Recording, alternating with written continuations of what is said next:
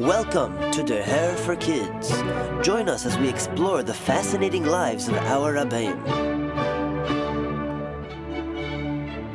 In the previous episode, we discussed the early life of Reb Dovber and his first interaction with the Baal Shem Tov.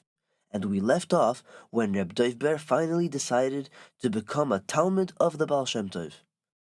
Throughout the Baal Shem Tov's Nesius, we find that the Baal Shem Tov very much loved and respected Reb Dovber and trusted his opinion even more than other Talmidim who were all great tzaddikim in their own right.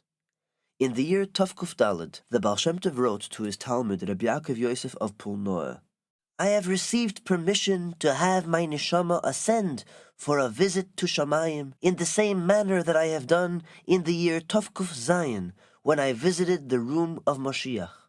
During the time that my neshama will rise to Shamayim, 3 great tzaddikim will stand around my bed.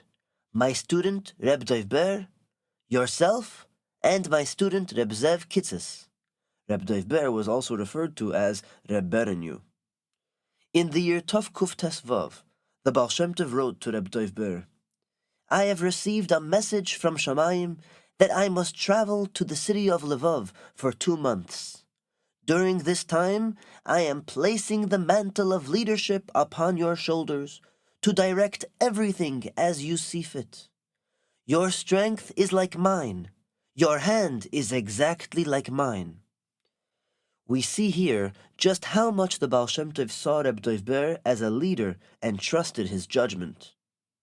2.5 years later, in the year Tov Kuf Yud Zayin, the Baal Shem Tov wrote to his Talmud, Reb Yaakov Yosef of Pulnoa, "With Hashem's help, after Shabbos, I will be making a trip to the country of Valachia for 3 months.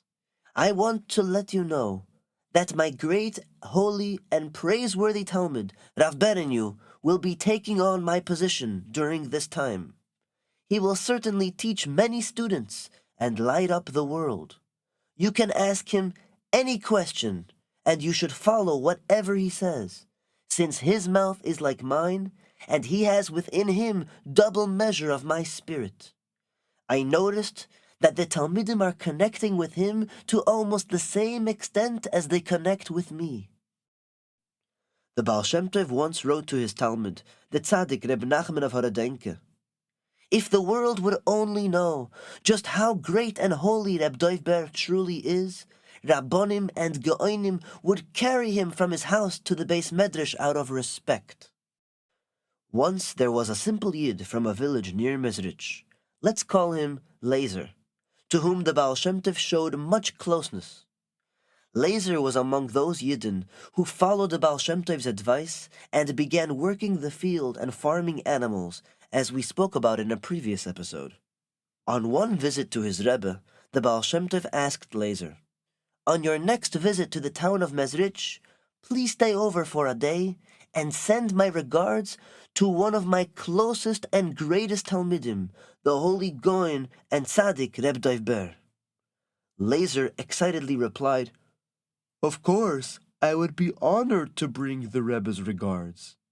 As Lazer came to Mezrich, he thought to himself, "If the Baal Shem Tov thinks so highly of Reb Dovber, he must be well known in his own hometown as a great tzaddik. I'll just ask around. I'm sure that finding him will be very easy." When he finally reached Mezrich, he began to ask people on the street, Sorry, I was wondering, where can I find the great tzaddik Reb Dovber?" "Huh?" "You know, the tzaddik Reb Dovber." "Sorry, sir, there is no tzaddik named Reb Dovber living in this town." "Yeah, I never even heard of such a person. Are you sure you've got the name right?" "Yes, of course I am sure. The Baal Shem Tov himself sent me to bring regards to the tzaddik Reb Dovber who lives in Mezrich." Every person he asked gave him a similar answer. "Well, I don't know what to tell you." "I don't know who you're talking about. Have a good day." "Oi, was wird sein da? What's going to be? People here have never heard of this person. But I have to find him, since the Baal Shem Tov has asked me to. Oy Hashem, what do I do now? Laser finally met one person who stroked his long brown beard and said, You know, we do have a Reb Dovber in our town. He is a poor melamed, and he lives in one of the poor alleyways in this town. Maybe he is the person you are looking for. Laser was delighted. Thank you, Reb Yid. Now I have at least a small chance of finding this tzaddik. Seid gebenched. May you be blessed. Laser went in the direction that he was shown. All the while he thought to himself, I sure hope that this is the tzaddik who I'm looking for, because if not, I'm really stuck. Ah, here is an alleyway. This house looks quite small, old and shaky, with small windows. Wow, half of the windows are broken.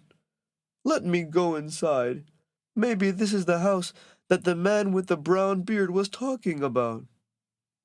Laser knocked on the door, and when he came inside, he saw a middle-aged man who looked like a very special person. This man looks so special. He must be the Baal Shem Tov's Talmud. Reb Ber welcomed him. Shalom Aleichem, Reb Yid. Please understand, I am currently in middle of teaching my students, so I really can't speak right now. Please come back after the class is over, and then we can talk. Laser looked around and thought to himself, This house is so broken down.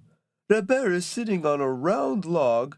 His students are sitting on flat pieces of wood, which are on top of round logs, and the so-called table is just another collection of wooden planks and logs. Whoa, this is not at all what I expected when the Baal Shem Tov sent me to the great tzaddik Reb Dovber. Anyways, I have got some errands to do here in town. I guess I'll have to come back later. Laser left the house, and as he was walking through the streets of Mezrich, he bumped into his friend, let's call him Meishke, who was also a very simple Yid, a chassid of the Baal Shem Tov who lived in Mezrich. Shalom Aleichem, Laser. What a pleasant surprise. What are you doing here in Mezrich? Are you moving here or something?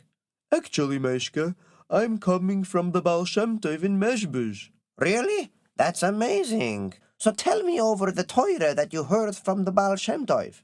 Of course, Meishke, I'd be happy to share it with you. In his Torah, the Baal Shem Tov mentioned the following psukim.